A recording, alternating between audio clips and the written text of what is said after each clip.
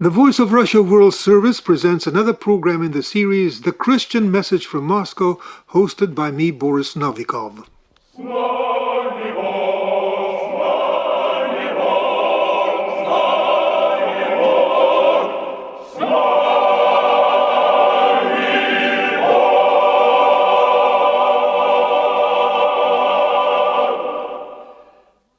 Today we'll acquaint you with a remarkable choir from the town of Kostroma on the Volga in central Russia. This is a church choir of the local cathedral. Just recently they released a compact disc, a recording which I would like you to listen to.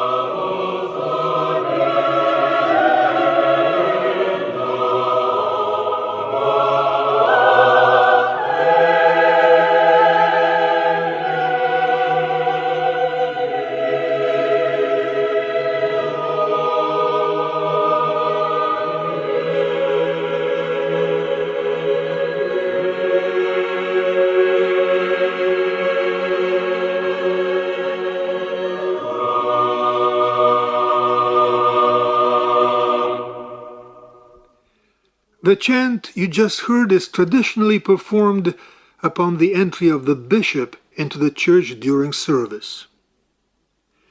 The chorus of the cathedral participates in the church services conducted here by the local Archbishop Alexander. This is a prominent member of the Russian Orthodox Church, head of the Orthodox youth movement in Russia. There are 40 people in the choir. All of them are professional musicians and, of course, Orthodox Christians.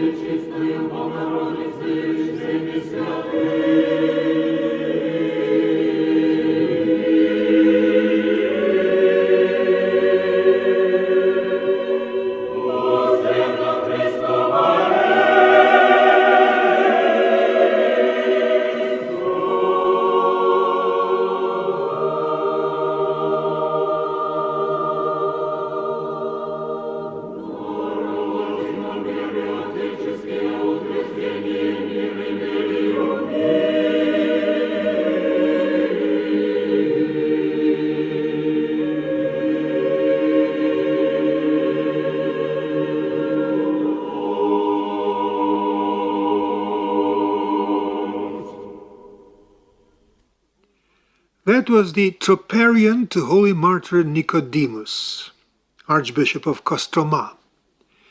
He headed the local eparchy in the years of 1932-1936. These were years of a merciless persecution of religion by Soviet authorities. The holy martyr Nicodemus was executed by the Bolsheviks, and 3 years ago canonized by the Russian Orthodox Church as a saint. Our correspondent Nadezhda Pronina met with the precentor of the choir at the cathedral in Kostroma, Oleg Ovchinnikov, who narrated the following. Собор большой, его передали только в 90-м году, там был архив, поэтому, сами понимаете, еще полностью он не Our восстановлен. cathedral is a large one, says Oleg Ovchinnikov. It was handed over to the church only in 1990. Prior to that, it housed an archive, which explains how it survived in the years of Soviet atheism. Before the revolution, there were 44 churches in Kostroma. Now, only 20.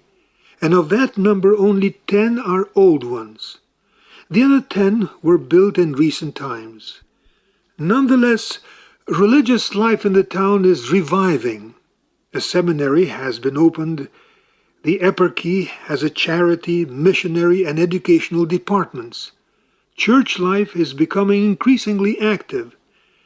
Whenever a church is opened, it is immediately filled with parishioners.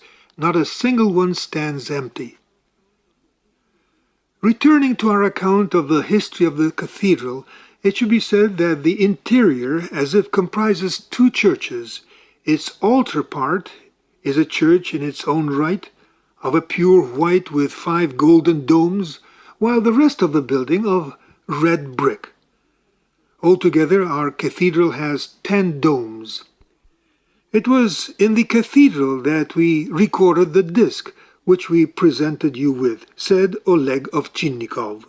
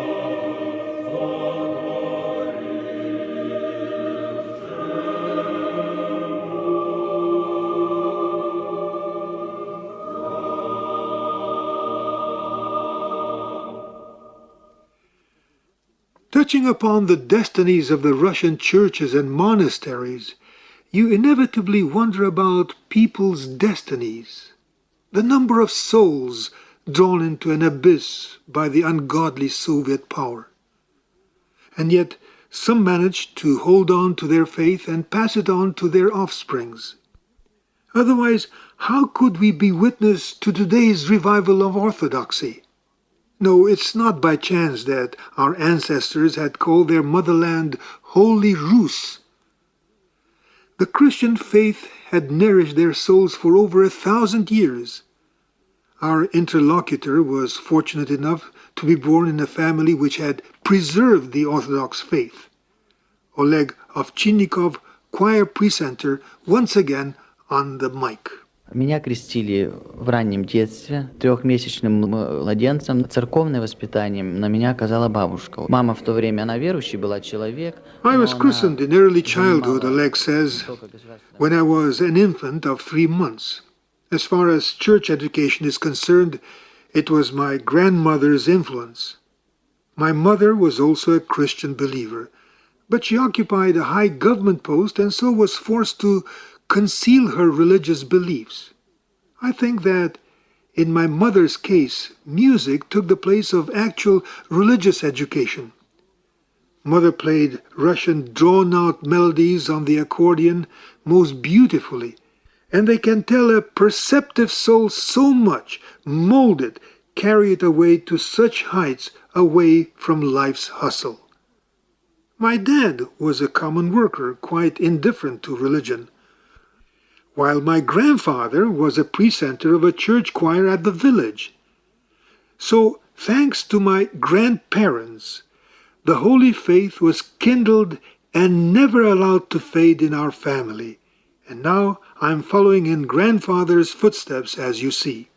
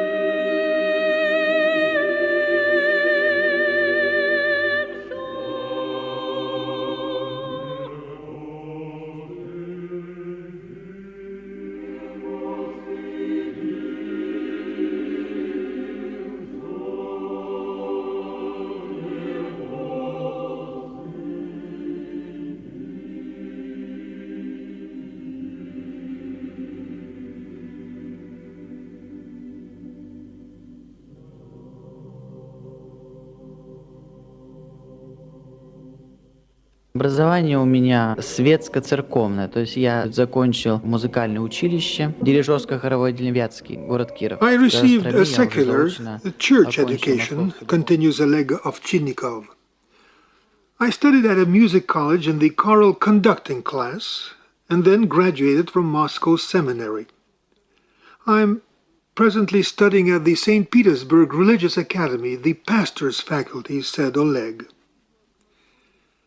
Replying to our correspondence question concerning the choir's repertoire, Oleg Ovchinnikov said that the cathedral choir sings the most diverse church music. These are contemporary church chants, old monastic hymns, and ancient chants in arrangement by today's authors. The repertoire of the choir also contains secular music, classical compositions, Russian folk songs. Speaking of personal preferences, Oleg Ovchinnikov remarked that he particularly liked church compositions of the authors of the Moscow school, Pavel Chesnokov, Alexander Kostalsky, and others. Oleg said that the choir he leads often gives concerts.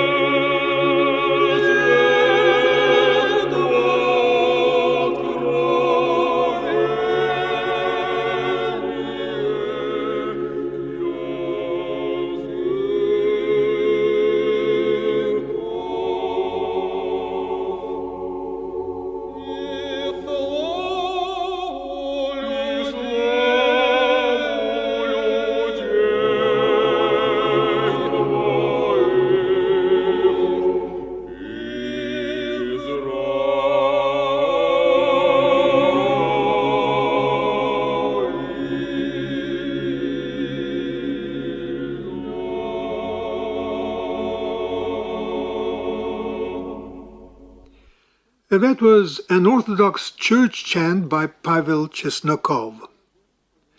But back to our guest Oleg Ovchinnikov. Прежде чем строить репертуар, я утверждаю его с правящим архиереем, который совершает литургию, согласовываю, чтобы это было в гармонии с богослужением. Oleg Ovchinnikov is saying that he usually first approves the choir's repertoire with the bishop who conducts the liturgy. I try to harmonize the musical compositions with the general contents of the service, says Oleg.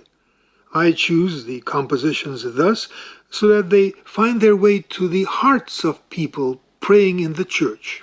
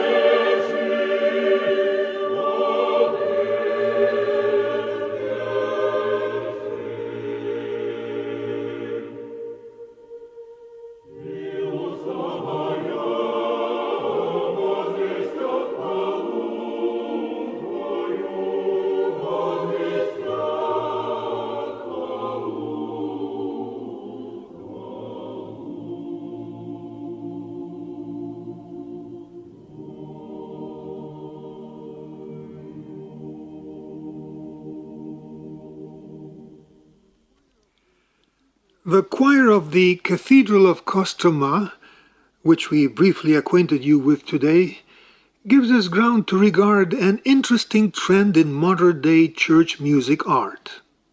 Like many contemporary church choirs, this one does not strictly limit itself to the church repertoire or church walls.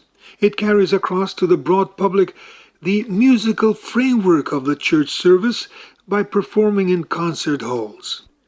This is a musical sermon of sorts addressed to those who have yet to truly embrace the faith, but whose souls are already striving towards the spiritual world. By adding secular compositions to the concert program, church choirs, as if, make a statement regarding their performing skill, their top-class professionalism.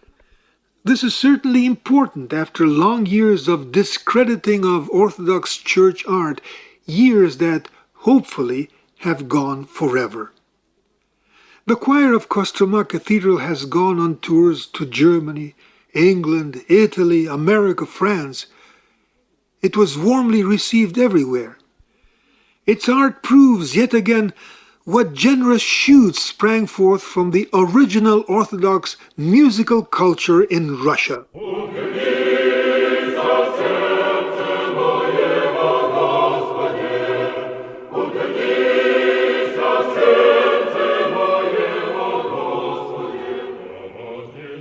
You've been listening to our brief narrative about the choir of the Cathedral of the town of Kostroma in central Russia on the Volga.